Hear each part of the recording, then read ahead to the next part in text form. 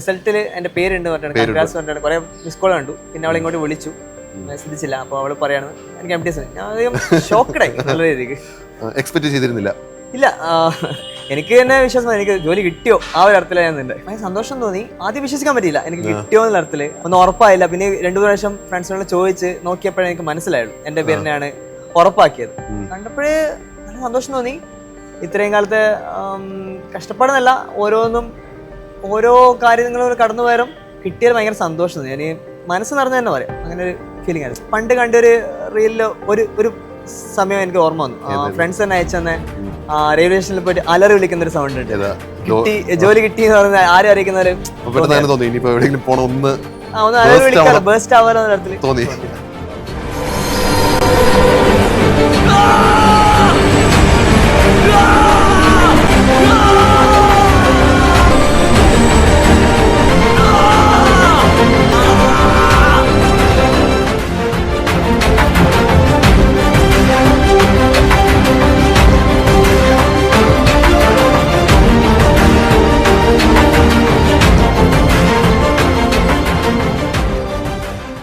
Hi all. അപ്പോൾ നമ്മുടെ കൂടെ ഇന്ന് അച്ചീവ് സ്റ്റോക്കിലുള്ളത് അതുൽ സതീഷാണ്. SSC MTS 2024 എക്സാമിൽ ministry of finance ministry of finance clear ചെയ്ത അതുൽ സതീഷാണ്. Okay, welcome. ശരി, അപ്പം അതുൽ സതീഷ് നമുക്ക് സ്റ്റാർട്ട് ചെയ്യാം. അപ്പോൾ CGL അല്ലെങ്കിൽ MTS എക്സാം കിട്ടിയ സമയത്ത് എന്തായിരുന്നു ഫീൽ? കാരണം എനിക്ക് തോന്നുന്നു നമ്മുടെ ആറ്റുവൽ പൊങ്കാല മാർച്ച് 12 നൈറ്റ്, അതെ, മാർച്ച് 12 നൈറ്റിനാണ് റിസൾട്ട് വരുന്നത്. എപ്പോഴായിരുന്നു റിസൾട്ട്? 8:30-9 മണി സമയത്താണ്. എങ്ങനെ ആരെങ്കിലും ഫ്രണ്ട്സ് വിളിച്ച് പറഞ്ഞാണോ? ഫ്രണ്ട് ഉണ്ട്, അപർണ, അവളാണ് എന്നെ വിളിച്ച് ഫസ്റ്റ് പറഞ്ഞത്. അപർണ വിളിച്ച് പറഞ്ഞു റിസൾട്ട് ഉണ്ടെന്നാണ് വിളിച്ച് പറഞ്ഞത്. റിസൾട്ട് വന്നിട്ടുണ്ട്. റിസൾട്ടിൽ എൻ്റെ പേരുണ്ട് പറഞ്ഞിട്ട് കൺഗ്രാസ് പറഞ്ഞിട്ട് കുറെ മിസ് കോൾ കണ്ടു. പിന്നെ അവളെ ഇങ്ങോട്ട് വിളിച്ചു, ശ്രദ്ധിച്ചില്ല. അപ്പോൾ അവള് പറയാണ് എനിക്ക് MTS. ഞാൻ അധികം ഷോക്കഡായി നല്ല രീതിക്ക്. എക്സ്പെക്ട് ചെയ്തിരുന്നില്ല. ഇല്ല, എനിക്ക് തന്നെ വിശ്വാസം, എനിക്ക് ജോലി കിട്ടിയോ ആ ഒരു അർത്ഥത്തിലായിരുന്നു എൻ്റെ അവസാനം കിട്ടിയോ എന്ന അർത്ഥത്തിലായിരുന്നു. അത് സതീഷിന്റെ കാര്യം പറയുകയാണെങ്കിൽ ഇപ്പൊ നമുക്ക് അറിയാം അത്, കാരണം ഒരു 2-2.5 വർഷമായിട്ട് പുള്ളിക്കാരൻ പഠിക്കുകയാണ്. ഫുൾ ടൈം പ്രിപ്പറേഷൻ ആയിരിക്കും. നമ്മൾ എപ്പോൾ നോക്കിയാലും ഒന്നെങ്കിൽ ലൈബ്രറി കാണും, ഇല്ലെങ്കിൽ ലാബിൽ കാണും, അതല്ലെങ്കിൽ ഏതെങ്കിലും ബ്ലോക്കിൽ നിന്ന് പ്രിപ്പയർ ചെയ്തുകൊണ്ടിരിക്കുകയായിരിക്കും. അപ്പോൾ ശരിക്കും ഈ ഒരു റിസൾട്ട് കണ്ടപ്പോൾ എന്താ പെട്ടെന്ന് ഫീൽ ആയത്? ശരിക്കും ഭയങ്കര സന്തോഷം തോന്നി. ആദ്യം വിശ്വസിക്കാൻ പറ്റിയില്ല എനിക്ക് കിട്ടിയോ എന്നുള്ള അർത്ഥത്തില്. ഒന്നും ഉറപ്പായില്ല. പിന്നെ 2 പ്രാവശ്യം ഫ്രണ്ട്സിനോട് ചോദിച്ച് നോക്കിയപ്പോഴേ എനിക്ക് മനസ്സിലായുള്ളൂ എൻ്റെ പേരിനെയാണ് ഉറപ്പാക്കിയത്. കണ്ടപ്പോഴേ നല്ല സന്തോഷം തോന്നി. ഇത്രയും കാലത്തെ കഷ്ടപ്പാടെന്നല്ല, ഓരോ കാര്യങ്ങളും കടന്നു പോയാലും കിട്ടിയത് ഭയങ്കര സന്തോഷം തോന്നി. ഞാൻ മനസ്സ് നിറഞ്ഞു തന്നെ പറയാം, അങ്ങനെ ഒരു ഫീലിംഗ് ആയിരുന്നു. ഇപ്പം വെറുതെ ചോദിക്കുക, എന്നിരുന്നാൽ കൂടി നമ്മളിപ്പോൾ ഒരു റിസൾട്ട് കിട്ടിയപ്പോൾ നമ്മൾ ഒരുപാട് ട്വിറ്ററും ഇൻസ്റ്റയൊക്കെ നോക്കുന്ന ആൾക്കാരാണ്. പെട്ടെന്ന് ഏതെങ്കിലും BGM എന്തെങ്കിലും ഒരു സിറ്റുവേഷൻ എന്തെങ്കിലും പെട്ടെന്ന് നമ്മുടെ മനസ്സിൽ കൂടെ പോയോ? അങ്ങനെ എന്തെങ്കിലും പോയോ? അങ്ങനെ ഒരുപാട് പണ്ട് കണ്ടൊരു റീലില് ഒരു സമയം എനിക്ക് ഓർമ്മ വന്നു. ഫ്രണ്ട്സ് തന്നെ അയച്ചെന്നെ റെയിൽവേ സ്റ്റേഷനിൽ പോയിട്ട് അലറി വിളിക്കുന്ന ഒരു സൗണ്ട് ഉണ്ട്. ജോലി കിട്ടി എന്ന് പറഞ്ഞാൽ ആരും അറിയിക്കുന്നവര് ആ ഒരു മൊമെന്റ് പോലെ സിനിമയിലാന്ന് തോന്നുന്നു. ഏതൊരു സിനിമയില ഞാൻ റീലായിട്ടാണ് കണ്ടുള്ളൂ. അതുപോലെ പെട്ടെന്ന് മനസ്സിൽ ബേസ്റ്റ് ആവാലോ തോന്നി. ആദ്യം പറയുന്ന റിസൾട്ട് ഇപ്പോ എന്റെ കൂടെ ഫ്രണ്ട്സ് ഉണ്ടായിരുന്നു. വീട്ടിലല്ല, പിന്നെ ഞാൻ ഫ്രണ്ട്സ്, എന്റെ കൂടെയുള്ള കുറച്ച് ഫ്രണ്ട്സ് ഉണ്ടായിരുന്നു. പൊങ്കാലിന് തലേന്നായതുകൊണ്ട്. അപ്പൊ അവരുടെ കൂടെ ഗാഥ പറഞ്ഞൊരു ഫ്രണ്ട് ഉണ്ടായിരുന്നു. അവളോടാണ് ആദ്യം പറയുന്നത്. അപർണ വിളിച്ചു പറഞ്ഞു. അവരുടെ കൂടെ ഗാഥ, പിന്നെ ശ്രീഹരി, അതുപോലെ രേഷ്മ, ഇവരെ കൂടെ നമ്മൾ നടന്നു പോയിരുന്നു. അപ്പം പറഞ്ഞേരം ഇവരോടാണ് ആദ്യം ഫസ്റ്റ് പറഞ്ഞത്. വീട്ടിൽ വിളിച്ച് പറഞ്ഞായിരുന്നു. അത് കഴിഞ്ഞിട്ട് പിന്നെ വീട്ടിലേക്ക് വിളിച്ചു. അമ്മ പറഞ്ഞു, അമ്മക്ക് ഞാൻ പറഞ്ഞു അമ്മ ചെറുതായിട്ട് ജോലി കിട്ടിയിട്ടുണ്ട്, പക്ഷെ അവരോട് പറയണ്ട, അവസാനം എല്ലാം റെഡി ആയതിനു ശേഷം പറഞ്ഞു വിടൂ എന്ന തരത്തില് പറഞ്ഞു. അപ്പൊ അമ്മ പറഞ്ഞു അമ്മക്കും വിശ്വാസമില്ല, അമ്മ ഓക്കെ ആണോ എന്ന് ചോദിച്ചു. പിന്നെ വെച്ച് വേഗം വെച്ചു. അമ്മ ഭയങ്കര എക്സൈറ്റഡ് ആയി പോയല്ലോ വെച്ചിട്ട് ഞാൻ വേഗം വെച്ചു. പിന്നെ എല്ലാവരും വീട്ടിൽ ആരൊക്കെ ഉള്ളത്? അപ്പൊ നമുക്ക് അതിലോട്ട് തന്നെ വരാം. വീട്ടിൽ ആരൊക്കെ ഉള്ളത്? വീട്ടിൽ അച്ഛനുണ്ട്, അമ്മ, ഒരു ചേച്ചിയുണ്ട്. അപ്പം ഇപ്പൊ എല്ലാവരും പറഞ്ഞു റിസൾട്ട് കാര്യം. പിന്നെ വീട്ടിലെല്ലാവരോടും പറഞ്ഞു. ഫ്രണ്ട്സിനോടൊക്കെ ഇങ്ങോട്ട് പറയുന്ന ആളോട് താങ്ക്സ് പറഞ്ഞു. ഇങ്ങോട്ട് ഒന്ന് പറഞ്ഞു തുടങ്ങി, എല്ലാവരോടും താങ്ക്സ് പറഞ്ഞു. ഇപ്പൊ അത് സീക്രട്ട് കീപ്പ് ചെയ്യണോ? ഇപ്പോഴും സീക്രട്ട് ആയിട്ട് തന്നെ എല്ലാവർക്കും ഏകദേശം കുറെ ആൾക്കാർക്ക് അറിയാം. എല്ലാവരോടും ഞാൻ അങ്ങനെയായിട്ട് പറയുന്നില്ല. എന്നോട് ഇങ്ങോട്ട് കൺഗ്രാസ് ചെയ്യുന്നവരോട് താങ്ക് യു. ഇനി DV ഉണ്ടടാ, അതിന്റെ ഒരു പ്രൊസീജിയർ കൂടെ ഉണ്ട് എന്ന് പറയും. അതിനുവേണ്ടി വെയിറ്റിംഗ് ആണ്. അതുകൂടെ കഴിഞ്ഞിട്ട് ബാക്കിയുള്ളവർക്ക് അതെ, അന്നേരം ഒരു അഷ്യൂരിറ്റി ആയിട്ട് കുറെ ഫ്രണ്ട്സിനോട് പറയാൻ ബാക്കി വെച്ചിട്ടുണ്ട്. എന്നെ ഒരുപാട് ഹെൽപ്പ് ചെയ്ത് ഒരുപാട് ഫ്രണ്ട്സിനോട് പറയാൻ ബാക്കി വെച്ചിട്ടുണ്ട്.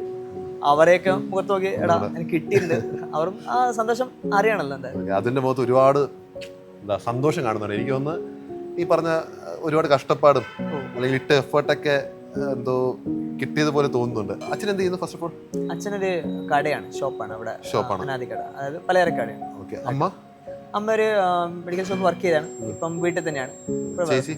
ചേച്ചി ഒരു ടെക്നോ പാർക്കിൽ വർക്ക് ചെയ്യും. ടെക്നോ പാർക്കിൽ വർക്ക് ചെയ്യണം. അപ്പോൾ സാധാരണ എല്ലാ വീട്ടിലും വരുന്നൊരു കൺസേൺ ആണ്, ഇപ്പോൾ അതിന് തന്നെ കുറച്ച് വർഷമായിട്ട് പഠിക്കുന്നത്. സ്വാഭാവികമായിട്ടും ഒരു വർഷം കഴിയുമ്പം എല്ലാ വീട്ടിൽ നിന്നും ചോദിച്ചു തുടങ്ങും, ഒന്ന് ഹോൾഡ് ചെയ്തൂടെ, വേറൊരു ജോബിന്റെ കൂടെ പ്രിപ്പറേഷൻ പോയാൽ പോരെ. അപ്പോൾ അങ്ങനെയൊക്കെ പറയുമ്പോൾ എന്താ ഫീൽ ചെയ്തിട്ടുള്ളത്? അങ്ങനെ എപ്പോഴും ഡിസിഷൻ എടുത്തിട്ടുണ്ടോ, ഒന്ന് നിർത്തിയൊരു ജോബ് നോക്കാം അങ്ങനെയല്ലോ?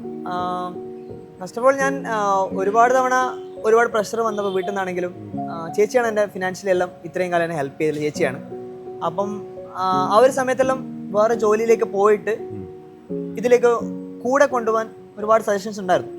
പക്ഷേ ഞാൻ ആലോചിച്ചാലും അത് പ്യുവറായിട്ട് അതിലേക്ക് പോയിക്കാൻ എനിക്ക് കോൺസെൻട്രേറ്റ് ചെയ്ത് പഠിക്കാൻ പറ്റുന്നുണ്ടായിരുന്നില്ല. സോ ഞാൻ കുറച്ചു കാലം ബാംഗ്ലൂരൊക്കെ കുറച്ചു കാലം വർക്ക് ചെയ്തിട്ടുണ്ടായിരുന്നു. പക്ഷേ വർക്ക് മെക്കാനിക്കൽ കമ്പനി തന്നെയാണ് ജോലി കിട്ടിയത്. പക്ഷെ എനിക്കത് കണ്ടിന്യൂ ചെയ്യാൻ പറ്റിയില്ല, കാരണം അതെനിക്കുമായിട്ട് ഓക്കെ ആയി തോന്നിയില്ല. സോ ഞാൻ വീണ്ടും SSC ഒന്നുകൂടി വന്ന് ട്രൈ ചെയ്യാം, എൻ്റെ മാക്സിമം കൊടുക്കാം, കിട്ടട്ടെ എന്ന അർത്ഥത്തിൽ തന്നെ വന്നു. ഇപ്പോൾ ഞാൻ പാർട്ട് ടൈം ആയിട്ട് വർക്ക് ചെയ്യുന്നുണ്ട്, ഒരു ട്യൂഷൻ പോലെ വർക്ക് ചെയ്യുന്നുണ്ട്. അതിൻ്റെ കൂടെ പഠിത്തവും കണ്ടിന്യൂ ചെയ്യണം. ട്യൂഷൻ എന്ന് പറയുമ്പോൾ എത്ര ക്ലാസ് കിട്ടില്ല? ഞാനിപ്പം 9ാം ക്ലാസ്സും 7ാം ക്ലാസ്സും എടുക്കുന്ന കുട്ടികളെ പഠിപ്പിക്കാൻ പോകും. അപ്പോൾ നമുക്ക് നമ്മുടെ പഠിത്തമായിട്ട് ബന്ധമുള്ള ഒരു കാര്യമാണ് 9ാം ക്ലാസ് 10ാം ക്ലാസ് ഒക്കെ പഠിപ്പിക്കുക എന്ന് പറയുമ്പോൾ മേ ബി അവിടുത്തെ GS നമുക്ക് ബയോളജി ആണ്, ഫിസിക്സ് ആണ്, കെമിസ്ട്രി ആണ്, മാത്സ് ആണ്, നമുക്ക് ഹെൽപ്ഫുൾ ആണ്. ഇതിനു മുമ്പ് ചെറുതായി സൊമാറ്റോ ഓടിയിരുന്നു, അതൊരു കുറച്ച് ഡാർക്ക് ഫേസ് എന്ന് പറയാം. സൊമാറ്റോ ഓടാൻ പോയാലോ എന്തൊക്കെ വലിയ കഥകളുണ്ടല്ലോ അതില്. എൻ്റെ ഫ്രണ്ട്സിനെ കുറെ ആൾക്കാർക്ക്, എൻ്റെ ക്ലാസ്സിൽ ഒരുപാട് ഫ്രണ്ട്സിൻ്റെ ഒക്കെ 2 തവണ എൻ്റെ കയ്യിൽ നിന്ന് ഫോണൊക്കെ വണ്ടി ഓടുമ്പോൾ തന്നെ തെറിച്ചു പോയിട്ട് ഡിസ്പ്ലേയിൽ അടിച്ചു പോയിട്ട്. അപ്പോഴൊക്കെ ഇതെങ്ങനെ 2 അറ്റവും കൂട്ടിമുട്ടാൻ നോക്കുമ്പോഴും നടക്കുന്നില്ലോ ആലോചിച്ച സമയമുണ്ട്. പിന്നെയാണ് സൊമാറ്റോ ഓടിക്കാൽ എനിക്ക് പഠിത്തം കണ്ടിന്യൂ ചെയ്യാൻ പറ്റുന്നില്ല. അപ്പോഴാണ് എൻ്റെ ഫ്രണ്ട്സ്, എൻ്റെ റൂംമേറ്റ്സ് ആയിട്ടുള്ള നിതിനാണെങ്കിലും ഹരിയാണെങ്കിലും എല്ലാവരും പറഞ്ഞത് നീ എന്നാലും ട്യൂഷൻ എടുക്കുക. അവരും ട്യൂഷൻ എടുക്കുകയാണ്. സോ അവർ പറഞ്ഞു നീ ഇതിലേക്ക് വാ, ട്യൂഷൻ എടുക്കാൻ കുറച്ചും ബെറ്റർ ആണ്, നിനക്ക് പഠിപ്പിക്കുകയും ചെയ്യാം, പഠിത്തം നിന്റെ കണ്ടിന്യൂ ചെയ്യാം. അങ്ങനെയാണ് ഞാൻ ട്യൂഷനിലേക്ക് എത്തിയത്. ഇപ്പം വീട്ടിൽ നിന്ന് പൈസ ഒന്നും മേടിക്കുന്നില്ല? ഇപ്പൊ നമ്മുടെ ഈ ട്യൂഷന്റെ ആ ഒരു വരുമാനം? അതെ, എൻ്റെ ഏകദേശം ട്യൂഷന്റെ വരുമാനം കൊണ്ട് എനിക്ക് നിൽക്കാൻ പറ്റും. ഓക്കെ. ശരി. അപ്പൊ നമുക്ക് അടുത്തൊരു കാര്യത്തിൽ വന്നു കഴിഞ്ഞാൽ ഇപ്പൊ നിങ്ങളുടെ സ്കൂൾസും സ്റ്റഡീസ് ഒക്കെ എങ്ങനെയായിരുന്നു, എവിടെയായിരുന്നു? ഓക്കെ, ഞാൻ നാട്ടിൽ തന്നെ പഠിച്ചത്. എൻ്റെ നാട് തലശ്ശേരിയാണ്, കണ്ണൂർ ജില്ല തലശ്ശേരി ധർമ്മടത്താണ് എൻ്റെ വീട് വരുന്നത്. അപ്പം എൻ്റെ പഠിത്തം കോളേജ് വരെയുള്ള പഠനം മുഴുവൻ അവിടെ തന്നെയാണ്, തലശ്ശേരി തന്നെയായിരുന്നു. തലശ്ശേരി ബ്രണ്ണൻ സ്കൂളിലും പിന്നെ തലശ്ശേരി എഞ്ചിനീയറിംഗ് കോളേജിലുമായിട്ടാണ് ഞാൻ എൻ്റെ പഠനം മുഴുവൻ കണ്ടിന്യൂ ചെയ്തത്. അതിനുശേഷമാണ് ഞാൻ ഇങ്ങോട്ട് തിരുവനന്തപുരത്തേക്ക് വന്നത്. ട്രിവാൻഡ്രത്തേക്ക്. അപ്പം വൈ SSC എന്നെ ചൂസ് ചെയ്യാൻ കാരണം എന്താ? കാരണം ഇപ്പോൾ തലശ്ശേരി ഇപ്പോൾ ഡിഗ്രി ഏതെടുത്തത്? മെക്കാനിക് എഞ്ചിനീയറിംഗ് ആസ്പിറൻ്റ് ആണ്. അപ്പോൾ എഞ്ചിനീയറിംഗ് കഴിഞ്ഞു, അതുമായിട്ട് ഒരു ബന്ധവും ഇല്ലാത്ത SSC എന്ന് പറയുന്ന സ്ട്രീം. വൈ, എന്തുകൊണ്ടായിരിക്കാം? ആദ്യം പറയുകയാണെങ്കിൽ ഞാൻ പണ്ട് വരെ ഒരു ഡിഫൻസ് ഓറിയന്റഡ് ഒരു സ്റ്റുഡൻ്റ് ആയിരുന്നു. എനിക്ക് ആർമി, എയർഫോഴ്സ്, നേവി ഇതൊക്കെ ഭയങ്കര ഇഷ്ടമായിരുന്നു. ഒരുപാട് ട്രൈ ചെയ്തു. എപ്പോഴും മൈൻഡിൽ ചെറുത് മുതലേ ഏകദേശം ഒരു 8th 9th മുതലേ ആർമി ജോയിൻ ചെയ്യണം, നേവി ജോയിൻ ചെയ്യണം, അങ്ങനെ ഒരു മൈൻഡാണ് എൻ്റെ മൈൻഡിലുണ്ടായിരുന്നു. യൂണിഫോം പോസ്റ്റ് എൻ്റെ മൈൻഡിൽ ഒരുപാട് ട്രൈ ചെയ്തു. അപ്പോഴും പ്യുവറായിട്ട് എയർഫോഴ്സിനോ അല്ലെങ്കിൽ നേവിക്കോ ആർമിക്കോ വീട്ടിൽ നിന്ന് വിടാനുള്ള ഇതുമില്ല, അങ്ങനെ ഒരു കോഴ്സിനായിട്ടും വിടാൻ താല്പര്യമില്ല. ഞാൻ വെച്ചു SSC ഏകദേശം സെയിം പാറ്റേൺ ഫോളോ. എങ്ങനെ അറിയുന്നത് SSCനെ കുറിച്ച്? SSC അറിയുന്നത് ഫ്രണ്ട്സ് വഴി തന്നെ, കോളേജിൽ പഠിക്കുമ്പോൾ ഫ്രണ്ട്സ് വഴി ന്യൂസിലൊക്കെ ആയിട്ട് അറിയുന്നത്. അങ്ങനെയാണ് ട്രിവാൻഡ്രത്തേക്ക് അന്വേഷിച്ചപ്പോൾ വരാന്ത റേസ് ഇൻസ്റ്റിറ്റ്യൂട്ടിനെ കുറിച്ച്. അപ്പോഴും ഇപ്പം വീട് കണ്ണൂരാണ്, അവിടെ നിന്ന് ഒരു ദിവസത്തെ അല്ലെങ്കിൽ ഒരു പകുതി ദിവസത്തെ യാത്രയുണ്ട് ട്രിവാൻഡ്രം വരെ വരാൻ. ഇത്രയും ദൂരം വന്നിരുന്ന് പഠിക്കുക, ട്രിവാൻഡ്രം വൈ? ഒന്ന് വെച്ചാൽ വീട്ടിലൊക്കെ ഒരുപാട് കമ്മിറ്റ്മെന്റ്സ് ഞാൻ പറയില്ല, ഞാൻ ഫ്രണ്ട്സിൻ്റെ കൂടെ പോകും, അങ്ങനെ ഒരു മനുഷ്യനാണ്, ഒരുപാട് സോഷ്യലൈസ്ഡ് ആവും. അപ്പോൾ ഞാൻ എൻ്റെ കാര്യത്തിലധികം ശ്രദ്ധിക്കത്തില്ല. അതായത് എൻ്റെ പഠനം മാത്രമായിരിക്കണം തിരുവനന്തപുരത്ത് വരുമ്പോഴാണ് അതിൻ്റെ ഉദ്ദേശം മെയിനായിട്ടുള്ള. എത്ര ദൂരമാണെങ്കിലും ഞാൻ മാറി നിന്ന് പഠിക്കുമ്പോഴായിരിക്കും ഹോസ്റ്റലിൽ എന്നാലും ഞാൻ നിൽക്കുന്നൊരു കാര്യമുണ്ട്, പഠിച്ച് ഒരു നല്ല ജോലി എത്തണം, ഒരു SSCയിൽ ഒരു പോസ്റ്റിൽ എത്തണം, ആ ഒരു ലക്ഷ്യം എപ്പോഴും മനസ്സിലുണ്ടായിരുന്നു. അപ്പോൾ എപ്പോഴും ചോദിക്കായിരുന്നു നീ എന്തിനാ മാറി നിൽക്കുന്നത് ഇത്ര ദൂരം. ഫ്രണ്ട്സും ആണെങ്കിലും കുറേ ഫ്രണ്ട്സ് ചോദിച്ചിട്ടുണ്ട് നീ എന്തിനാ നാട്ടിലുണ്ടായിട്ടും ഇവിടെ വന്ന് പഠിക്കുന്നത്. പക്ഷേ എൻ്റെ എപ്പോഴും വെച്ചാൽ വീട്ടിൽ നിന്ന് മാറി നിന്ന് പഠിക്കുമ്പോൾ വേറെ എൻവയോൺമെന്റ് ആണ്. നമ്മൾ പഠിക്കാനും അതിൽ മാത്രമേ ഫോക്കസ്ഡ് ആയിട്ട് ഒരു എൻവയോൺമെന്റ് കിട്ടുന്ന എനിക്ക് തോന്നിയിട്ടുള്ളത് എപ്പോഴും. സോ അതുകൊണ്ടാണ് ട്രിവാൻഡ്രം വരുന്നത്. അപ്പോൾ പിന്നെ കുറേ എന്തായാലും ഒരുപാട് ഇൻസ്റ്റിറ്റ്യൂട്ട് അന്വേഷിച്ച് കാണും. അപ്പോൾ അവസാനം ട്രിവാൻഡ്രം റേസിൽ വന്നു വിട്ടു. ഓക്കെ, അപ്പോൾ ട്രിവാൻഡ്രം റേസിൽ വരുമ്പോൾ തന്നെ ഇവർ ഒരുപാട് കാര്യങ്ങൾ പറയുന്നുണ്ടായിരിക്കാം. നിങ്ങൾക്ക് സർക്കിളുണ്ട്, ബേസിക് സർക്കിളുണ്ട്, എക്സ്ചേഞ്ച് സർക്കിളുണ്ട്, പിന്നെ പിയർ ഗ്രൂപ്പ്സ് ഉണ്ട്, പിന്നെ ലാബുണ്ട്, ലൈബ്രറി ഉണ്ട്. അപ്പോൾ എന്തായിരുന്നു ശരിക്കും ട്രിവാൻഡ്രം റേസിൽ വന്നപ്പോൾ ഉള്ളൊരു അനുഭവം? ബേസിക്കലി അതിനു മുമ്പൊക്കെ പ്ലസ് ടുവിനൊക്കെ ചെറിയ ട്യൂഷനൊക്കെ പോയിട്ടുണ്ടെങ്കിൽ 10th പോയിട്ടുണ്ടെങ്കിൽ റേസിൽ വരുമ്പോൾ വേറൊരു എൻവയോൺമെന്റ് ഏകദേശം ഒരു കോളേജ് ഒരു വൈബ് തന്നെ ഏകദേശം ഉണ്ടായിരുന്നു. എല്ലാ കാര്യത്തിലാണെങ്കിലും ഫെസിലിറ്റിക്കാണെങ്കിലും ഓരോ കാര്യത്തിനും റേസ് ഭയങ്കര മുന്നിട്ടെന്ന് എനിക്ക് തോന്നിയിട്ടുണ്ട്. ലാബിൻ്റെ കാര്യത്തിലാണെങ്കിലും എനിക്ക് ഏറ്റവും കൂടുതൽ സ്ട്രൈക്ക് ചെയ്ത് തോന്നിയാൽ സത്യം പറഞ്ഞാൽ ഞാൻ 2018 ജോയിൻ ചെയ്തൊരു സ്റ്റുഡൻ്റ് ആണ് റേസിൽ. അത് കഴിഞ്ഞിട്ട് ഒരു 19 ലാസ്റ്റ് വരെ ഞാൻ ഇവിടെ റേസിലുണ്ടായിരുന്നു. പിന്നെ ഒരു ബ്രേക്ക് വന്നു. 22 ലാസ്റ്റിന് വീണ്ടും പുതുതായിട്ട് കോവിഡ് സമയത്ത് വീട്ടിൽ നിന്ന് നോക്കി. അപ്പോഴാണ് പിന്നെ ബാംഗ്ലൂരൊക്കെ ജോലിക്കെല്ലാം പോയത്. അത് കഴിഞ്ഞിട്ട് 22 വീണ്ടും തിരിച്ചു വന്ന ഒരു പുതിയ ബാച്ചിൽ ചേർന്നു. അങ്ങനെയാണ് ഞാൻ വീണ്ടും വന്നത്. അപ്പോൾ റേസിൽ എപ്പോഴും എനിക്ക് തോന്നിയ വെച്ചാൽ നമുക്ക് പഠിക്കാൻ നല്ലൊരു എൻവയോൺമെൻറ്റ് ഇവിടെയുണ്ട്. സാറന്മാരാണെങ്കിലും മെൻറ്റേഴ്സാണ് ഭയങ്കര സപ്പോർട്ടിങ് ആണ്. ഓരോ രീതിക്കാണ് ഫ്രണ്ട്സ് ആണെങ്കിലും ആ ഒരു എൻവയോൺമെൻറ്റ് റേസിലുള്ള എൻവയോൺമെൻറ്റ് നമ്മളെ ഭയങ്കര ഹെൽപ്ഫുൾ ആണെന്ന് തോന്നിയിട്ടുണ്ട്. മോട്ടിവേറ്റഡ് ആയുള്ള സ്റ്റുഡൻസ് ആണ് ഇവിടെ ഉള്ളത്. സാർമാരാണെങ്കിൽ ഭയങ്കര സപ്പോർട്ടീവാണ്. എന്തെങ്കിലും ഡൗട്ട്സ് ഉണ്ടെങ്കിലും എല്ലാ കാര്യത്തിലും നമ്മളെ ഹെൽപ്പ് ചെയ്യും. പിന്നെ ലാബാണെങ്കിൽ ലൈബ്രറി ആണെങ്കിൽ ഏകദേശം രാവിലെ 7 മണി മുതൽ 10 മണി വരെ 10-10 വരെ വർക്ക് ചെയ്യുന്ന ലൈബ്രറിയാണ് റേസിലുള്ളത്. അതെപ്പോഴും പിന്നെ ഇൻഫ്ലുവൻസ് ചെയ്യും. ഇവിടെ ഓരോ ദിവസവും ഞാൻ വന്ന് നോക്കുമ്പോൾ ലൈബ്രറി എപ്പോഴും ഫുൾ ആയിരിക്കും. അത് ഞാൻ എൻ്റെ രീതിക്ക് മോട്ടിവേഷനായിട്ട് എടുക്കുന്നത് വെച്ചാൽ അവർ ഇത്രയും കോമ്പറ്റേറ്റീവ് കിട്ടുന്നില്ലല്ലോ എന്നുള്ള അർത്ഥത്തിൽ ഞാൻ എടുക്കാറ്. പലപ്പോഴും പല ഫ്രണ്ട്സും ഭയങ്കര തിരക്കാൻ പറയുമ്പോൾ ഇങ്ങനെ കോമ്പറ്റേറ്റീവും ഒരുപാട് ആൾക്കാർ കിട്ടുന്നില്ല. അപ്പം ഞാൻ ആ കോമ്പറ്റീഷൻ ഉണ്ടാവണമെങ്കിൽ ഞാനും ഉണ്ടാവണം. ഈ ഒരു ടൈം പീരീഡിൽ ഞാനും വർക്ക് ചെയ്താലും കിട്ടുന്നില്ല. ഞാൻ എപ്പോഴും എന്നെ റിമൈൻഡ് ചെയ്യുന്ന കാര്യം സാർ. അതുൽ എന്ന് പറയുമ്പോൾ പേഴ്സണലി നമുക്കറിയാം. കാരണം എല്ലാ ദിവസവും ഞാൻ കാണുന്നൊരു വ്യക്തിയാണ്. ഇൻസ്റ്റിറ്റ്യൂട്ടിൽ എല്ലാ ദിവസവും അതുലുമാണ്. അപ്പം എനിക്കൊന്ന് സാറ്റർഡേ സൺഡേ അതിൽ ഇവിടെ ഒന്ന് പഠിക്കാറുണ്ട്. മിക്ക ദിവസങ്ങളിലും എല്ലാ ദിവസവും ഇവിടെ ഒന്ന് പഠിക്കാറുണ്ട്. അപ്പോൾ എങ്ങനെയാണ് അതിൻ്റെ ഒരു ദിവസം എങ്ങനെയാ എത്ര മണിക്ക് റേസ് വരും? നേരത്തെ വരും? ഇല്ല, എന്നാലും ഉദ്ദേശം രാവിലെ ഒരു 10 മണിയാകുമ്പോൾ ഇൻസ്റ്റിറ്റ്യൂട്ട് വരുമോ?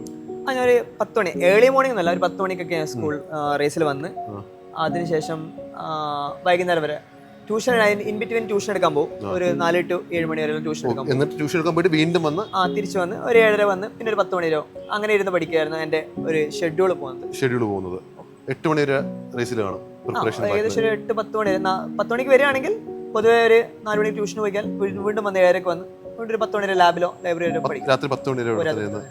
ഓക്കെ, പിന്നെ അതിനിടയ്ക്ക് സമയം കിട്ടുന്നതനുസരിച്ച് പോയി ഫുഡൊക്കെ കഴിച്ചിട്ട് വരും. ഓക്കെ, അപ്പോൾ നമുക്ക് നമ്മുടെ എക്സാമിനോട് വരാം. MTSന്റെ എക്സാമിനോട് വരാം. അപ്പോൾ MTSന്റെ എക്സാമിൽ എത്ര മാർക്ക് ഉണ്ടായിരുന്നു ടോട്ടൽ?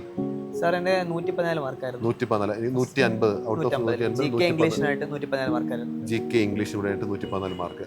അപ്പോൾ ഇതിലോട്ട് വരുമ്പോൾ പലർക്കും അറിയേണ്ട ഒരു കാര്യം എന്താ വെച്ചാൽ എന്തായിരുന്നു അതുലിൻ്റെ സ്ട്രാറ്റജി? ഇപ്പോൾ നമുക്കറിയാം 4 ടോപ്പിക്സ് ഉള്ളത്. ഒന്ന് maths, English, reasoning, GK. Okay, അപ്പോൾ 1 by 1 ആയിട്ട് വരാം. മാത്സിൽ എന്തായിരുന്നു അതുലിൻ്റെ സ്ട്രാറ്റജി? എങ്ങനെയാണ് മാത്സ് പഠിക്കുന്നത്? അതിൽ മാത്സ് എനിക്ക് ബേസിക്കലി ഇവിടുന്ന് റേസിൽ നിന്ന് കിട്ടിയ ക്ലാസ്സുകൾ കുറച്ച് ഹെൽപ്ഫുള്ളായി. അതിനുശേഷം ഞാൻ പിന്നെ ഫർദർ യൂട്യൂബിൽ ആദിത്യ രഞ്ജൻ സാറിനെയും പിന്നെ മാത്സ് വീഡിയോസ് കണ്ടിട്ട് തന്നെയാണ് പഠിച്ചിട്ടുള്ളത്. പിന്നെ പിനാക്കിൾ കുറച്ച് സോൾവ് ചെയ്തു. അങ്ങനെ ബേസിക്കലി കുറച്ച് ഐഡിയ ഉണ്ടായി. പിന്നെ പ്രീവിയസ് ഇയർ ക്വസ്റ്റ്യൻസ് ഇവിടുത്തെ മെൻറ്റേഴ്സ് ആണെങ്കിൽ എപ്പോഴും പറയുന്ന കാര്യം പ്രീവിയസ് ഇയർ 2-3 വർഷത്തെ പ്രീവിയസ് ഇയർ ക്വസ്റ്റ്യൻസ് എല്ലാം സോൾവ് ചെയ്യണം. സോ അത് ഞാൻ എപ്പോഴും ട്രൈ ചെയ്യുമായിരുന്നു. പ്രീവിയസ് ഇയർ ക്വസ്റ്റ്യനിൽ എപ്പോഴും റിവൈസ് ചെയ്ത് കിട്ടുന്നുണ്ടോ കിട്ടുന്നില്ലെങ്കിൽ ആ ക്വസ്റ്റ്യൻസ് എനിക്കൊരു അനാലിസിസ് ബുക്ക് ഉണ്ട്. സോ അനാലിസിസ് ബുക്കിൽ എഴുതിയിട്ട് അത് ഞാൻ പറ്റുന്നില്ല എങ്കിൽ സൊല്യൂഷൻ വീണ്ടും മെൻറ്റേഴ്സിനോട് ചോദിച്ചിട്ട് എൻ്റെ ഫ്രണ്ട്സിന് എടുക്കുക. എനിക്ക് ഒരുപാട് ഫ്രണ്ട്സ് ഉണ്ട്, അവരും എനിക്ക് ഒരുപാട് ഹെൽപ്പ് ചെയ്തിട്ടുണ്ട്. ഈ മെത്തേഡിലൂടെ ചെയ്താൽ ഹെൽപ്ഫുള്ളായിരിക്കും വേഗത്തിൽ കിട്ടുന്നത്. സോ അത് ഫോളോ ചെയ്തിട്ടാണ് ഞാൻ മാത്സിനെ കവർ ചെയ്തിട്ടുള്ളത്. മാത്സിലോട്ട് വന്നു കഴിഞ്ഞാൽ പല ആസ്പിറൻസും പറയുന്നൊരു കാര്യമാണ് ഒരുപാട് സമയം എടുക്കുന്നത്. മാത്സ് എനിക്ക് പണ്ട് തൊട്ടേ പാടാണ്, എന്നെ കൊണ്ട് പറ്റത്തില്ല, മാത്സ് പേടിയാണ്. അപ്പോൾ ബേസിക്കലി അതുലിന് എങ്ങനെയായിരുന്നു മാത്സ്? എളുപ്പമുള്ള സബ്ജക്റ്റ് ആണോ അതല്ല ബേസിക്കലി ഒന്നേന്ന് പഠിച്ചെടുത്ത ഒരു വ്യക്തിയാണോ? എങ്ങനെ അതുൽ എന്തായിരുന്നു ശരിക്കും മാത്സിനോട് അതുലിനെ കണക്ട് ചെയ്യുന്ന? മാത്സ് എനിക്ക് ചെറുതുപോലെ ഇഷ്ടമുള്ള സബ്ജക്റ്റ് ആയിരുന്നു. ഡിഗ്രിയിലാണെങ്കിലും പ്ലസ് ടുവിലാണെങ്കിലും മാത്സ് ഉണ്ടായിരുന്നു. പക്ഷേ ഇവിടെ SSLക്ക് വരുമ്പോൾ നമ്മൾ പഠിക്കുന്ന എഞ്ചിനീയറിംഗ് മാത്സ് ഒന്നും അല്ല. എല്ലാവരും വിചാരിക്കും എഞ്ചിനീയറിംഗ് എടുക്കുന്ന ആൾക്കാർക്കോ അല്ലെങ്കിൽ അവർക്ക് എളുപ്പമായിരിക്കും. പക്ഷേ കൊമേഴ്സ് ഒക്കെ എടുത്ത് അല്ലെങ്കിൽ ഹ്യൂമാനിറ്റീസ് എടുത്ത ആൾക്കാർക്ക് പാടായിരിക്കും മാത്സ് ആയിരിക്കും.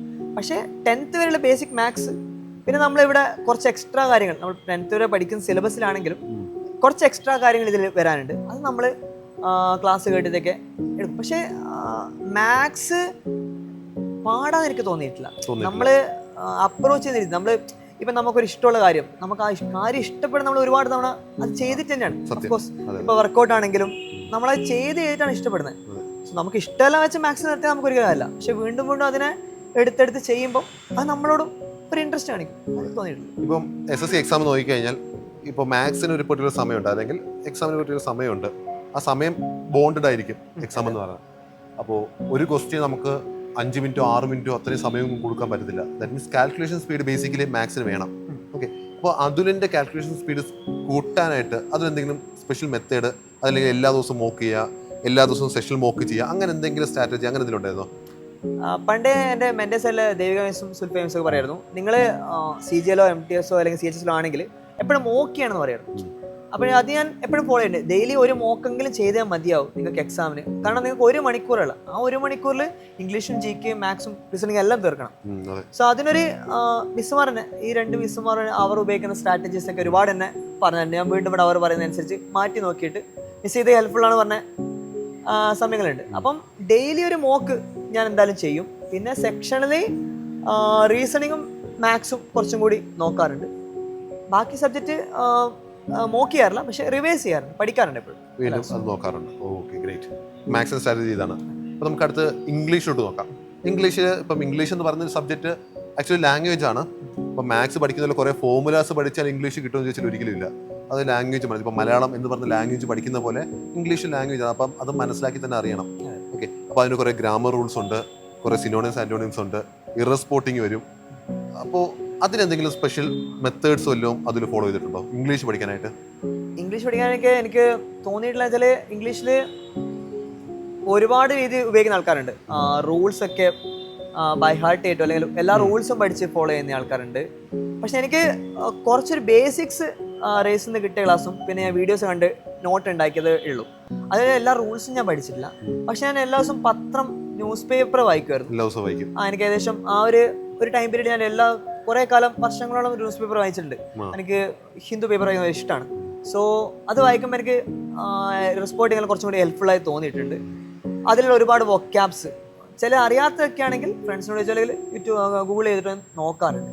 പിന്നെ വൊക്കാബ് സെക്ഷനിൽ വരികയാണെങ്കിൽ ഞാൻ ബ്ലാക്ക് ബുക്കാണ് ഫോളോ ചെയ്തത്. ബ്ലാക്ക് ബുക്ക് ഭയങ്കര എഫക്റ്റീവാണെന്ന് എനിക്ക് തോന്നിയിട്ടില്ല. കാരണം ബ്ലാക്ക് ബുക്കിൽ SSC ചോദിച്ച പ്രീവിയസ് ആയുള്ള ക്വസ്റ്റ്യൻസ് വീണ്ടും റിപ്പീറ്റ് ചെയ്തായിരുന്നു ഒരുപാട് തവണ നോക്കിയിട്ടുണ്ട്. സോ ഞാനത് എൻ്റെ ഒരു ഫ്രണ്ട് ഉണ്ട് സാന്ദ്ര, അവളെ കൂടെയാണെങ്കിലും അല്ലെങ്കിൽ എൻ്റെ ഒപ്പം ഉണ്ടായിരുന്ന ഒരു ഗോകുലുണ്ട്, അവൻ്റെ കൂടെ നമ്മൾ മെയിനായിട്ട് ഈ ഇംഗ്ലീഷ് ഫോക്കസ് ചെയ്ത് നമ്മളെപ്പോഴും പഠിക്കുമായിരുന്നു. ഇത് റിപ്പീറ്റേഷനാണ്.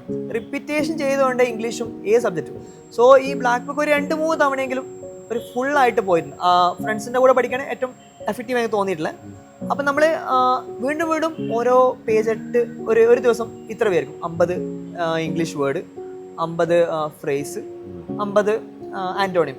സോ അങ്ങനെ അതിങ്ങനെ ഫോളോ ചെയ്യായിരുന്നു. അത് ഡെയിലി ഒരു ഭക്ഷണ വ്രതം പോലെ ഡെയിലി ഒരു ടൈം വെച്ചിട്ട് വൈകുന്നേരം പറയടാ ഈ സമയത്ത് വരണം.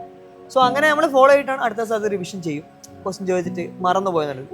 അതാണ് ഇംഗ്ലീഷ് വൊക്കാബ്സിനും എനിക്ക് ഹെൽപ്ഫുൾ ആയിട്ടുള്ള. പിന്നെ സ്പീഡാക്കാൻ വേണ്ടിയിട്ട് ഞാൻ നേരത്തെ മിസ്സുമാർ പറഞ്ഞല്ലോ. സോ മെൻറ്റേഴ്സ് പറഞ്ഞ ടൈം പീരീഡിനുള്ളിൽ ചെയ്യാൻ പറ്റുന്ന രീതി ഞാൻ നോക്കുമല്ലോ. ഇപ്പം 10 മിനിറ്റ് ഞാൻ എടുത്തു. സോ എവിടെയൊക്കെയാണ്. പിന്നെ എൻ്റെ വേറൊരു ഫ്രണ്ട് അജൽ, അവൻ പണ്ട് പറഞ്ഞാണ് ചില ക്വസ്റ്റ്യൻസ് നമുക്ക് ഒരുപാട് ടൈം എടുക്കുന്നുണ്ടാവും. അപ്പം അവൻ പറഞ്ഞതിൽ നീ ഇപ്പോൾ ഒരു ക്വസ്റ്റ്യൻ നോക്കുകയാണെങ്കിൽ അതേ ക്വസ്റ്റ്യന് നീ വേറെ എക്സാം ചെയ്യുമ്പോൾ ഇതേ കുറച്ച് കൂടുതൽ ടൈം എടുത്തിട്ടുണ്ടാവും. സോ ഏതൊക്കെയാണ് ഇപ്പം ഞാൻ പെർട്ടിക്കുലർലി പറയാ ഒരു സബ്ജക്റ്റ് അല്ല. ഇപ്പം മാത്സ് എടുക്കുകയാണെങ്കിൽ ഒരു ക്വസ്റ്റ്യൻ ഇപ്പോൾ 1 മിനിറ്റ് എടുത്തിട്ടുണ്ടാവും, 2 മിനിറ്റ് എടുക്കാം. ഒരു 2-3 മോക്ക് അടിക്കുമ്പോൾ മനസ്സിലാവും ഇത് തന്നെയാണ് നീ ഇത്രയും ടൈം എടുക്കും റിപ്പീറ്റ് ചെയ്ത്. സോ അതൊക്കെ മാർക്ക് ചെയ്തിട്ട് ആ ഭാഗങ്ങൾ കുറച്ചുകൂടി കോൺസെൻട്രേറ്റ് ചെയ്ത് സമയം കുറയ്ക്കുക. സോ ഒരുപാട് ഫ്രണ്ട്സിൻ്റെയും ടീച്ചേഴ്സിൻ്റെയും എഫക്റ്റിലൂടെയാണ് എനിക്ക് എക്സാം ക്രാക്ക് ചെയ്യാൻ പറ്റുള്ള. ഇതൊക്കെയാണ് തോന്നിയിട്ടുള്ളത്. അപ്പം അതിൽ പറയുമ്പോൾ എനിക്ക് മനസ്സിലാകുന്ന ഒരു കാര്യം എന്താ വെച്ചാൽ, ഇപ്പോൾ നമുക്ക് എന്താണോ പഠിക്കാനുള്ളത് അത് നമുക്ക് ആദ്യം ഇഷ്ടപ്പെടണം, ഇഷ്ടപ്പെട്ട് പഠിക്കണം. ഇപ്പോൾ മാത്സിനാണെങ്കിൽ അതിൽ പറഞ്ഞത് ഇഷ്ടപ്പെടണം ആദ്യം മാത്സിന്, അല്ലെങ്കിൽ ഇംഗ്ലീഷ് ആണെങ്കിലും ആദ്യം ഇംഗ്ലീഷ് നമ്മൾ ഇഷ്ടപ്പെടണം. പിന്നെ നമ്മളെ പോലെ തന്നെ സ്വപ്നം കാണുന്ന കുറച്ച് പേര് നമ്മുടെ കൂടെ ഉണ്ടെങ്കിൽ ഓക്കെ. അപ്പോൾ അതിൽ നിന്ന് കിട്ടിയൊരു ഭാഗ്യം എന്ന് ഞാൻ വിശ്വസിക്കുന്നത് ആ പറഞ്ഞ സുൽഫിയ മാം, ദേവിക മാം രണ്ടുപേരും അതിൻ്റെ കൂടെ ആ സ്വപ്നം കാണുന്നവരായിരുന്നു. പിന്നെ കൂടെയുള്ള പിയർ ഗ്രൂപ്പിലുള്ള സാന്ദ്ര എന്ന് പറയുന്ന ആസ്പിറൻ്റ് ആണെങ്കിലും ആ പറഞ്ഞ നിങ്ങളുടെ അതേ സ്വപ്നം കാണുന്ന കുറേ പേര് അപ്പൊ അതൊക്കെ തന്നെയായിരിക്കും അല്ലേ അതിനെ ഈ പറഞ്ഞ ജോബ് നേടാൻ ഹെൽപ്പ് ചെയ്ത ഒരു പരിധി വരെ? അതെ, അത് ഏറെക്കുറെ അല്ല, കറക്റ്റാണ്. അത് ആ ഒരു ടീമാണ് എനിക്ക് റേസിലാണെങ്കിലും എന്നെ അത്രയും മോട്ടിവേറ്റ് ചെയ്ത ടീം. റേസിൽ വരുമ്പോഴും ഞാൻ പറഞ്ഞ ഞാൻ പറഞ്ഞ എൻ്റെ ഗ്രൂപ്പിൽ ആരൊക്കെ ഞാൻ ഇപ്പം പറയാം: അപർണ, സാന്ദ്ര, ഭരത്, ജോഹില, യശ്വന്ത്, നവമി, പിന്നെ അനന്തപത്മനാഭൻ. ഇവരൊക്കെ എൻ്റെ ഗ്രൂപ്പിലുണ്ടായിരുന്നു പഠിക്കാൻ വൈകുന്നേരമായിട്ട്. ഇവരൊക്കെ നമ്മൾ ആരും ഒരു ക്ലാസ്സിലുള്ളതല്ല, ഒരുമിച്ചുള്ളതല്ല, വീണ്ടും വീണ്ടും പഠിച്ച് ഒരുമിച്ച് വന്ന ആൾക്കാരാണ്. അപ്പോൾ എനിക്ക് മനസ്സിലായ വെച്ചാൽ ഇവരൊക്കെ ഭയങ്കര മോട്ടിവേറ്റ് ആണ്, ഓരോ ആൾക്കാർ. ഞാൻ പറഞ്ഞല്ലോ നേരത്തെ എന്നെ വിളിച്ചത് അപർണയായിരുന്നു. അപർണയാണ് എന്നെ MTSന് ഹവിൽദാറിന്റെ ഫിസിക്കലിന് പോകുമ്പോഴും എനിക്ക് എൻ്റെ പേരുണ്ടെന്ന് അറിയിച്ചത് അപർണയായിരുന്നു. റിസൾട്ട് വന്നപ്പോഴും MTSൽ എൻ്റെ പേരുണ്ട്, റാങ്ക് ടാക്സ് കിട്ടി എന്ന് പറഞ്ഞതും അപർണയാണ്. പക്ഷേ ദൈവാനുഗ്രഹമെന്നോ അല്ലെങ്കിൽ സന്തോഷത്തോടെ എനിക്ക് പറയാൻ പറ്റുന്നതിൽ അവളെ രാത്രി അവൾക്ക് CGL റിസൾട്ട് വന്നു. ആ ദിവസം തന്നെ അന്ന് രാത്രി ഒരു 11:50 CGL റിസൾട്ട് വന്നു. അപ്പം എന്നോട് ഭരത്ത് വിളിച്ചു, അപർണയുടെ പേരുണ്ടോ ചെക്ക് ചെയ്യും. ഞാൻ പറഞ്ഞു ഉണ്ട്, അച്ഛൻ്റെ പേര് സെയിം തന്നെയാണ്. സോ അപർണയെ തിരിച്ച് കൺഗ്രാജുലേറ്റ്, സന്തോഷം തോന്നി. കാരണം എന്നെ വിളിച്ചറിയിച്ച ആളെ തിരിച്ച് അങ്ങോട്ടും ആ ദിവസം തന്നെ വളരെ ഗിവ് ആൻഡ് ടേക്ക്, അത്രയുള്ള ആ ഒരു സന്തോഷമുണ്ട് തരത്തില്. സത്യം, അത് കേൾക്കുമ്പോൾ തന്നെ നമുക്ക് തന്നെ ആ ഒരു അതിൽ പറഞ്ഞ അത്രയും സന്തോഷം നമുക്ക് മനസ്സിലാവുന്നുണ്ട്. പിന്നെ ഫ്രണ്ട്സാണ് എനിക്ക് റേസിൽ ഒരുപാട്. ഞാൻ പറഞ്ഞല്ലോ, എനിക്ക് ക്ലാസ് ഗ്രൂപ്പിലും എന്നെ ഹെൽപ്പ് ചെയ്ത എൻ്റെ വേറെ ഫ്രണ്ട്സും ഉണ്ട്. ഗായത്രി ആണെങ്കിലും, ആനന്ദ്, വിനായകൻ, പിന്നെ ചിഞ്ചില, അങ്ങനെ ഒരുപാട് ഫ്രണ്ട്സ് ഉണ്ട്. അവരൊക്കെ എന്നെ ഹെൽപ്പ് ചെയ്തിട്ടുണ്ട്. അവർ എപ്പോഴും ഞാൻ ഡൗൺ ആകുമ്പം ഇവരൊക്കെ എൻ്റെ ഈ പറഞ്ഞ ക്ലാസ്മേറ്റ്സിനോടാ പറയാറ്, എടാ മാർക്കൊന്നും ശരിയാകുന്നില്ല പറയും, നിങ്ങൾ നോക്ക് ശരിയാവും. ആ ഒരു അർത്ഥത്തിൽ പറയുമ്പോൾ ആരോടാണെങ്കിലും പറയുമ്പോൾ ഒരു ഭയങ്കര ഹെൽപ്ഫുൾ ആയിട്ട് തോന്നിയിട്ടുണ്ട്. Okay, fine. അപ്പോൾ നമുക്ക് ഇതിനകത്ത് ഇപ്പോൾ ഇംഗ്ലീഷിലായിരുന്നു നമ്മൾ പറഞ്ഞുകൊണ്ടിരുന്നത്. അടുത്ത് റീസണിങ്. ഇപ്പം SSC എക്സാം എന്ന് പറയുമ്പോൾ തന്നെ എല്ലാവർക്കും അറിയാം, അല്ലെങ്കിൽ എക്സാം പ്രിപ്പയർ ചെയ്യുന്ന എല്ലാവർക്കും അറിയാം, റീസണിങ് കുഴപ്പമില്ല, എല്ലാവർക്കും ചെയ്യാൻ പറ്റുന്ന എക്സാം ക്വസ്റ്റ്യൻസ് ആണ്. അതിലൊരു 25 ക്വസ്റ്റ്യൻ ഉണ്ടെങ്കിൽ അതിലൊരു 20ഓളം ക്വസ്റ്റ്യൻസും നമുക്ക് എല്ലാവർക്കും ചെയ്യാൻ പറ്റുന്നതാണ്. ബാക്കി ഒരു 10 ക്വസ്റ്റ്യൻസ് ഈ നമ്പർ അൺലോഗിയും മിസ്സിംഗ് നമ്പേഴ്സ് പോലത്തെ ക്വസ്റ്റ്യൻസ് വരുന്നുള്ളൂ. അപ്പോൾ റീസണിങ് അതുൽ എങ്ങനെയായിരുന്നു? റീസണിങ് ഞാൻ അത്ര സ്ട്രോങ് ഒന്നും വരില്ല, 20 ക്വസ്റ്റ്യനൊക്കെ ചെയ്യും. അതിൽ എനിക്ക് അനലോഗി, പിന്നെ കലണ്ടർ, അങ്ങനെ കുറച്ച് ഡിഫിക്കൽട്ടുള്ള സെക്ഷൻസ് ഞാൻ അവസാനത്തോട്ട് വെക്കും. ഇവിടുത്തെ മിസ്സുമാർ പറഞ്ഞ സ്ട്രാറ്റജി എനിക്ക് എപ്പോൾ ഉൾപ്പെടെയല്ലേ, നമ്മൾ ഈ റീസണിങ് എടുക്കുക എത്രയും ടൈം കുറച്ച്, റീസണിങ്ങിൽ ടൈം കുറച്ച് നമ്മൾ ചെയ്യണം. അപ്പോൾ അതിൽ ചെയ്യണമെങ്കിൽ നമ്മൾ ആദ്യം സ്ട്രോങ്ങർ ആയിട്ടുള്ള പോർഷൻസ്, ഇപ്പം 5 സെക്കൻഡോടോ 10 സെക്കൻഡോടോ ചെയ്ത് തീർക്കാൻ പറ്റുന്ന റീസണിങ് ക്വസ്റ്റ്യൻസ് ഉണ്ട്, അതൊക്കെ വേഗം ചെയ്ത് തീർക്കുക. സോ ആ ബാക്കിയുള്ള സമയം നമുക്ക് ആ ക്വസ്റ്റ്യൻസ് വീണ്ടും റിവൈൻഡ് ചെയ്ത് വരുമ്പോൾ മറ്റ് ക്വസ്റ്റ്യൻസിൽ നമുക്ക് പുതിയ തോട്ട്സ് വരും. ഒരു ക്വസ്റ്റ്യനിൽ സ്റ്റിക്ക് ഓൺ ചെയ്യരുത്. ഒരു ക്വസ്റ്റ്യനിൽ ഇപ്പം നിങ്ങൾ ഒരു 40 or 50 സെക്കൻഡ് എടുത്തിട്ട് അത് സ്കിപ്പ് ചെയ്യുകയാണെങ്കിൽ അത്രയും വേറൊരു ക്വസ്റ്റ്യൻ തിങ്ക് ചെയ്യാൻ ടൈമാണ് പോകുന്നത്. സോ 3-4 സെക്കൻഡ് കഴിഞ്ഞിട്ട് സ്കിപ്പ് ചെയ്യാം. സോ വീണ്ടും റിവൈസ് ചെയ്ത് വരുമ്പോൾ ക്വസ്റ്റ്യൻ വരുമ്പോൾ നമുക്ക് ചെയ്യാൻ പറ്റും. അങ്ങനെയാണ് റീസണിങ്ങിന്റെ ഒരു സ്ട്രാറ്റജി. ഓക്കെ, ഇപ്പം അടുത്തതായിട്ട് നമുക്ക് GA അല്ലെങ്കിൽ ജനറൽ അവയർനെസ്. ഒരു SSC ആസ്പിറന്റിന് ഒരു പേടി സ്വപ്നമാണ് പലപ്പോഴും GA എന്ന് പറയുമ്പോൾ. എവിടെ നിന്ന് ക്വസ്റ്റ്യൻ ചോദിക്കും, എങ്ങനെ ക്വസ്റ്റ്യൻ ചോദിക്കും, എന്തൊക്കെയാ പഠിക്കേണ്ടത്. നമ്മളിനി എത്ര പഠിച്ചാലും നമുക്കറിയാത്ത ഒരു ക്വസ്റ്റ്യൻ ഉറപ്പായിട്ട് അവിടെ കാണും. അപ്പോൾ മാത്സ് ആണെങ്കിലും നമ്മൾ എത്ര പഠിച്ചാലും നമുക്ക് എല്ലാം അറിയാം. ബട്ട് GA ഒരിക്കലും അങ്ങനെയല്ല. അപ്പോൾ GA പ്രത്യേകിച്ച് MTS പോലത്തെ ഒരു എക്സാം, GAക്ക് അത്രത്തോളം സ്പേസ് കൊടുക്കുന്ന ഒരു എക്സാമാണ്. GA എഴുതിയാലേ നമുക്ക് എക്സാം ക്രാക്ക് ചെയ്യാൻ പറ്റത്തുള്ളൂ MTS. സോ എന്തായിരുന്നു അതുലിൻ്റെ ഒരു പ്ലാൻ അല്ലെങ്കിൽ സ്ട്രാറ്റജി എന്തായിരുന്നു GAയുടെ കേസിൽ? GK ബേസിക്കലി ഞാൻ പണ്ട് CDSനൊക്കെ ഒരുപാട് ട്രൈ ചെയ്തിട്ടുണ്ട്. സോ GK എനിക്ക് ഭയങ്കര ഇഷ്ടമാണ്. പത്രം വായിക്കുന്നതോട് അച്ഛൻ ഒരുപാട് എന്നെ ഇൻഫ്ലുവൻസ് ചെയ്തു. GK അച്ഛൻ എപ്പോഴും അച്ഛന് വലുതായിട്ടും പഠിക്കാൻ പറ്റിയില്ല. അപ്പം അച്ഛൻ എപ്പോഴും ഒരു ആഗ്രഹമുണ്ട് എന്നെ എന്തെങ്കിലും നല്ല ജോലി എത്തിയിട്ട് പോസ്റ്റിൽ കാണണം. സോ അച്ഛൻ എപ്പോഴും GK കാര്യങ്ങളും പത്രം വായന ഇതൊക്കെ അച്ഛൻ തുടങ്ങി തന്നൊരു കാര്യമാണ്. അപ്പോൾ GK പഠിക്കാൻ തുടങ്ങിയാൽ എനിക്ക് തോന്നിയ വെച്ചാൽ GK നമുക്ക് അറിയുന്ന ഇപ്പം ബേസ് ആയിട്ട് ഇപ്പം ഇൻട്രസ്റ്റ് ഉള്ള ടോപ്പിക്സ് തുടങ്ങും. ഇന്ത്യൻ പൊളിറ്റികൾ ഭയങ്കര ചിലർക്ക് ഭയങ്കര പേടിയാണ്, ചിലർക്ക് ഇൻട്രസ്റ്റിംഗ് ആണ്. സോ നിങ്ങൾക്ക് എന്താണോ ഇൻട്രസ്റ്റ്, ഇപ്പോൾ എനിക്ക് പൊളിറ്റി കുറച്ചൊരു കൈവശമുണ്ട്, എനിക്ക് കുറച്ച് അറിയാം. സോ നിങ്ങൾക്ക് അറിയുന്ന സെക്ഷനിൽ അത് വെച്ച് സ്റ്റാർട്ട് ചെയ്ത് അറിയാത്ത കാര്യങ്ങൾ ഫ്രണ്ട്സ് വഴിയോ അല്ലെങ്കിൽ യൂട്യൂബ് വഴിയോ ഒരുപാട് ഇപ്പോൾ അവൈലബിൾ ആണ്. ഫ്രീ ക്ലാസ് ആയിട്ട് ഒരുപാട് ക്ലാസ് അവൈലബിൾ ആണ്. സോ അതൊക്കെ നോക്കി പഠിച്ച് GK പിന്നെ റേസിൽ എപ്പം പറയുന്നതാണ് നിങ്ങൾ ഒരു സർക്കിൾ ഉണ്ടാവും. സോ അതുപോലെ തന്നെ വൈകുന്നേരം ഞാൻ പറഞ്ഞത് എൻ്റെ GK പഠിത്തം ഫ്രണ്ട്സിൻ്റെ കൂടെയാണ്. സോ നമ്മൾ ഒരു ദിവസം ഇത്ര സെക്ഷൻ 1 മണിക്കൂർ ഇരിക്കുകയാണെങ്കിൽ നമ്മളൊരു ഫോളോ ചെയ്യുന്ന ഇതുണ്ട് GK. ഇപ്പം ബേസിക്കലി നമ്മൾ പർമാറിൻ്റെ PVK സീരീസ് ഒരുപാട് യൂസ് ചെയ്യുന്നുണ്ട്. നമ്മൾ ഒരു ഫ്രണ്ട് ഉണ്ട് യശ്വന്ത്, അപ്പോൾ അവൻ ഒരുപാട് ആ സമയത്തൊക്കെ പർമാറിൻ്റെ PVK സീരീസ് നമുക്ക് റിവൈസ് ചെയ്ത് തരും. അവൻ ഒരു ദിവസം വരും, അത് ചെയ്യും, അത് പഠിപ്പിച്ച് തീർക്കും, എല്ലാവർക്കും പഠിപ്പിക്കും. സോ ഫ്രണ്ട്സായിട്ട് നിങ്ങൾക്കറിയുന്ന കാര്യം ഒരു ഗ്രൂപ്പായിട്ടിരിക്കുമ്പോൾ നിങ്ങൾക്കറിയുന്ന ഒരുപാട് കാര്യങ്ങളുണ്ടാവും, അവർക്കറിയുന്ന ഒരുപാട് ഷോർട്ട് ട്രിക്സ് ഉണ്ടാവും. സോ നിങ്ങളറിയുന്ന പറഞ്ഞെടുക്കുമ്പോൾ അതുപോലെ തന്നെ നിങ്ങൾക്കും അറിയുന്ന രീതിക്ക് അല്ലെങ്കിൽ നിങ്ങൾക്ക് ഹെൽപ്ഫുൾ ആകുന്ന രീതിയിൽ ഒരു ഷോർട്ട് ട്രിക്സ് അവരും പറഞ്ഞിരുന്നു. സോ അങ്ങനെയാണ് GK ഞാൻ പഠിച്ചത്. പിന്നെ മോക്ക് ചെയ്യുമ്പോഴും പരീക്ഷയ്ക്ക് GK ഞാൻ പഠിച്ചൊരു ക്വസ്റ്റ്യൻ വരും, അല്ല ആരാണെങ്കിലും ഒരു നമ്മൾ പഠിച്ചൊരു ക്വസ്റ്റ്യൻ നമ്മൾ 2 സെക്കൻഡ് ചിരിക്കും. അത് സന്തോഷമാണ്. ഞാൻ പഠിച്ചതിനൊരു 1-2 ക്വസ്റ്റ്യൻ കിട്ടി, അത് നോക്കി നമ്മൾ ചിരിക്കും. ഈ പരീക്ഷയ്ക്കും ഞാൻ പഠിച്ച 1-2 ക്വസ്റ്റ്യൻ ഞാൻ ചിരിച്ചിട്ടുണ്ടായിരുന്നു. എനിക്ക് അറിയുന്ന അതുപോലെ ഈ ഒരു ക്വസ്റ്റ്യൻ എനിക്ക് അറിയാം, സന്തോഷമുണ്ട്. അതാണ് എനിക്ക് തോന്നിയില്ല. GK നമ്മൾ റിവൈസ് ചെയ്യാം. ഇപ്പം പറയുകയാണെങ്കിൽ ഹിസ്റ്ററിക്കാണെങ്കിലും അല്ലെങ്കിൽ ജോഗ്രഫി, പൊളിറ്റി അല്ല സെപ്പറേറ്റ്ലി നോട്ട്സ് ഉണ്ടാക്കണം എന്ന് ഞാൻ പറയും. കാരണം നമ്മളെ നോട്ട്സ് നമുക്ക് ലൈഫ് ലോങ് നമ്മളെ ഹെൽപ്ഫുൾ ആകും. ഏത് എക്സാം പഠിക്കുമ്പോഴും അതിൽ നമുക്ക് ആ നോട്ട്സ് റിവിഷൻ ചെയ്യുമ്പോൾ കറക്റ്റായിട്ട് നമുക്ക് സ്ട്രൈക്ക് ചെയ്ത് ആ പോയിന്റ്സ് ആഡ് ഓൺ ചെയ്യാൻ പറ്റും.